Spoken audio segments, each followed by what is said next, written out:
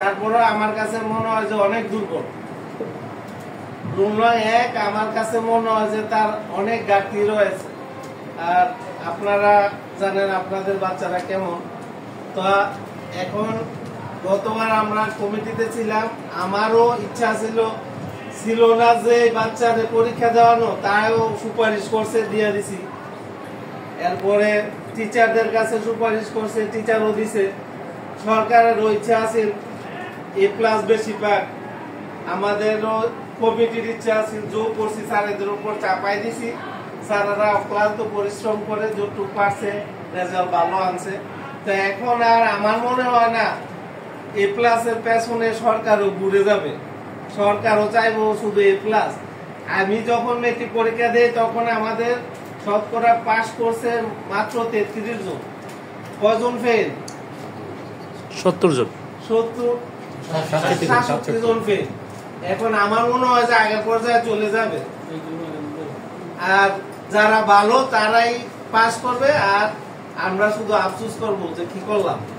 এখনো যদি আপনার 4-5 মাস নাই মনে হয় পরীক্ষা, ফাইনাল পরীক্ষা যে হবে, তো ম্যাক্সিমাম 4 থেকে 4 মাসে ম্যাক্সিমাম। এর ভিতরে আপনার 5 বছর গেছে, 4 মাস অন্তত আপনারা কঠোরভাবে পরিশ্রম, সব কাজ বাদ দিয়া তার কাছে সময় দেন। আর না কিন্তু আপনারাই বকবেন, পস্তাবেন। আমার এইটুকু আমাদের প্রতিকার কোনো আর স্যারেরা আমার জানা মতে স্যারেদের কোনো ঘাটতি নেই। আপনারা বাসায় দেখবেন যে আপনাদের এই ঘাটতি। স্যাররা স্কুল সরকার বন্ধ রাখলে তো আর স্যারদের কিছু কথা করার থাকে না। আমি অনেক গার্ডিয়ানের খালি স্কুল বন্ধ থাকে, স্কুল বন্ধ থাকে। সরকার বন্ধ রাখলে স্যাররা খুলবো কিভাবে? এটা কোনো উপায় নেই। স্যারের ঘরে গিয়ে একদিন করলে কি বেশি আমরা বেতন দিব? কোনো উপায় নাই। সরকারি রুলস তারা না মানলো তারা বিপদে পড়বে। তো এখন আমাদেরই সিদ্ধান্ত নিতে হবে, স্কুল বন্ধ থাকলেও যাতে আমরা বাচ্চার পড়ালেখা ঠিক মতো চালা যেতে পারি বা তার খোঁজ খবর নিতে পারি, এই প্রচেষ্টা আমাদের থাকতে হবে। আর স্যারদের কাছে অনুরোধ থাকবে, আমাদের যেরকম আপনারা কঠোর ভাবে নেন সিদ্ধান্ত, আমরাও এতে রাজি আছি আমার পক্ষে।